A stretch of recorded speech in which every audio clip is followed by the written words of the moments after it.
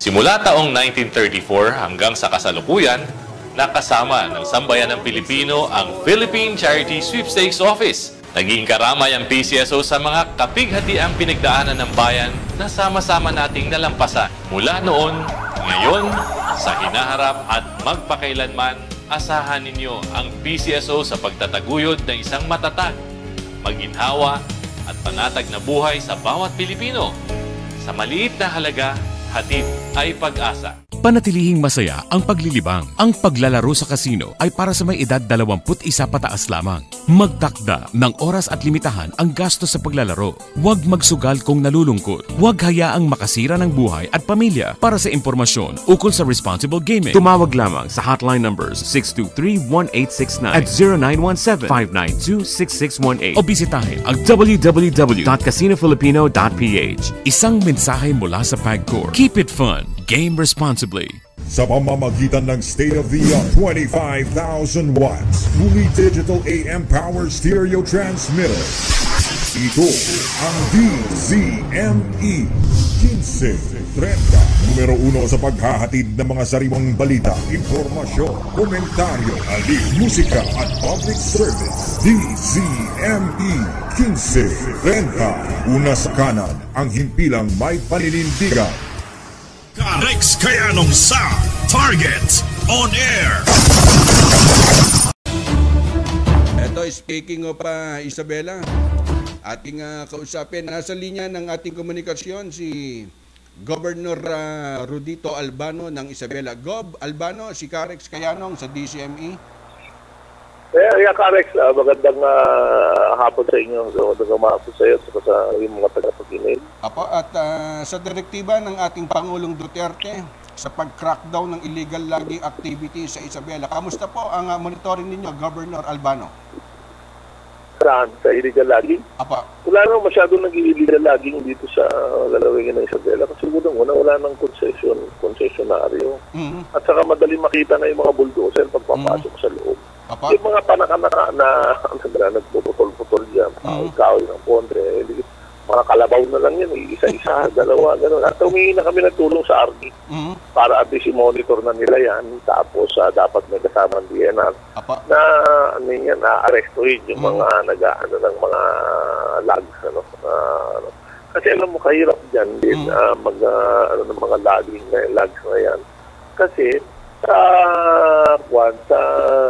yung mga nagpuputol minsan, yung mga nasisiraan ng bahay, yung mga so ang hirap i-monitor yan, ang hirap paano kukulihin, sasabihin niya sa'yo, sir, nag-iba ako yung bahay ko, pang-ayos ko ng bahay ko, ano gagawin mo ngayon?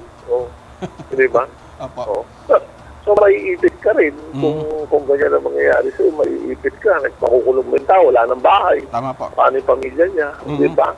Pero pamanaka-naka na lang yan, hindi na problema namin yan, yung illegal logging dito. Kasi yung bundok, kung mapasyal ka dyan sa Sierra Madre, napakakapal na yan, may secondary growth na yan, yung bundok natin sa Sierra Madre. So, na-arrest na namin yung mga illegal logging. Wala na rin nagbebenta kasi pag bumaba ka, nagbenta ka ng logs yan, makikita ka kagad. At kamusta ho ang rehabilitation effort ng probinsya ng Isabela para ho dun sa mga reforestation? Sa reforestry, nagre-reforest? Apa. Marami kami nag-ano doon. Dati nagpa-plug kami ng may programa yung probinsya, ng ano.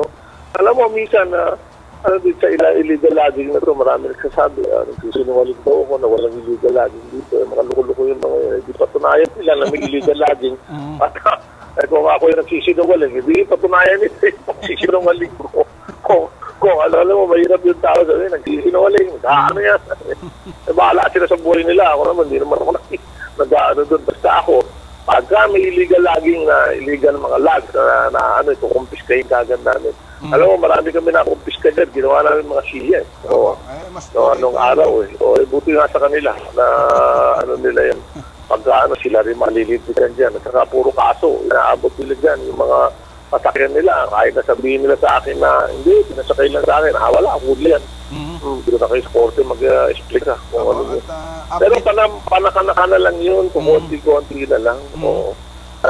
Kasi akala nila lagi pag may flash flood, illegal logging, illegal mining. Illegal mining, wala namang mining dito. Nandun sa dinipigit sa ocean yung yung mining namin dito.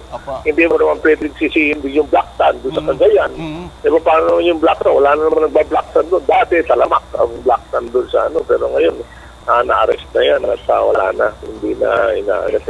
Ang totoo niyan, Rex, yung pagbaha dito sa Cagayan, kulbuwis ng events namin, climate change na rin, yung mga tributaries ng Cagayan River, hindi na-dredge yan, mula pa ng panahon ng Magellan.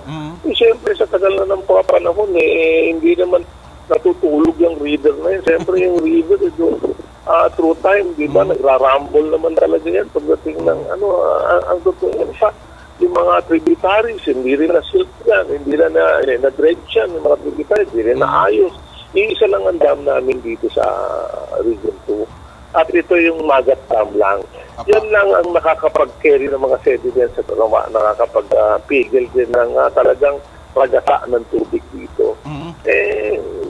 Kung sana, nung araw, nagawa natin ang dams yung 20 tributaries dito, di na-control natin yung flow ng sediments papunta doon sa Cagayan River. So, ganyan lang yan. Talagang kailangan, doon sa climate change, we have to live with it, kailangan. Pero hindi ko inibig sabihin na hindi natin lalabanan yan. Siyempre, i-mitigate natin yung mga, yung mga effects yan, yung climate change. Kaya, maraming mga paraan para ma-mitigate din natin yan. Grob, kamusta ho yung mga residente ng Isabela? Na-apektuhan ho ng nakarambag yung Ulysses? Kumbaga, okay na ho ba yung kanilang pamumuhay? Alam mo, pagkatapos ng 2 araw dito, nakakaahon naman kagad yung mga tao, very resilient yung mga tao dito. Ito, bahala sila. Bahala yung mga nag-aano sa amin, yung mga nang papati ko sa amin, imbis na bumati ko sa pagtuturuan kung sino may kasalanan. Dapat tumulong na lang sila, manahimik na lang yun. Wala naman silang alam doon sa nangyayari sa amin. Okay, walang ginawa, kundi bumati ko, so wala naman solusyon, di ba? At least kami rito, nag-aano kami, bahala sila. Kung gusto nila tumulong, okay lang sa amin. Kung ayaw nila tumulong, okay rin naman sa amin. Hindi rin kami mamatay. Very resilient po kami dito sa Isabela. Salamat po, Governor Albano. Thank you. Yan ang tinig mga kaibigan ni Governor Rodito Albano. May nagtetext sa atin, sabi niya, Ikarex, na-assign ako dyan sa QCPD. Kapatid ba niya si General Richard Albano? Baka naman ka-apelyido lang. Oras sa Pilipinas sa 3:44 ng hapon. Ang oras atid sa inyo ng PCSO at PAGCOR. Simula taong 1934 hanggang sa kasalukuyan, nakasama ng sambayan ng Pilipino ang Philippine Charity Sweepstakes Office. Naging karamay ang PCSO sa mga kapighatiang pinagdaanan ng bayan na sama-sama nating nalampasan. Mula noon, ngayon, sa hinaharap at magpakailanman, asahan ninyo ang PCSO sa pagtataguyod na isang matatag, maginhawa at panatag na buhay sa bawat Pilipino. Sa maliit na halaga, hatid ay pag-asa. Panatilihing masaya ang paglilibang. Ang paglalaro sa kasino ay para sa may edad 21 pataas lamang. Magtakda ng oras at limitahan ang gasto sa paglalaro.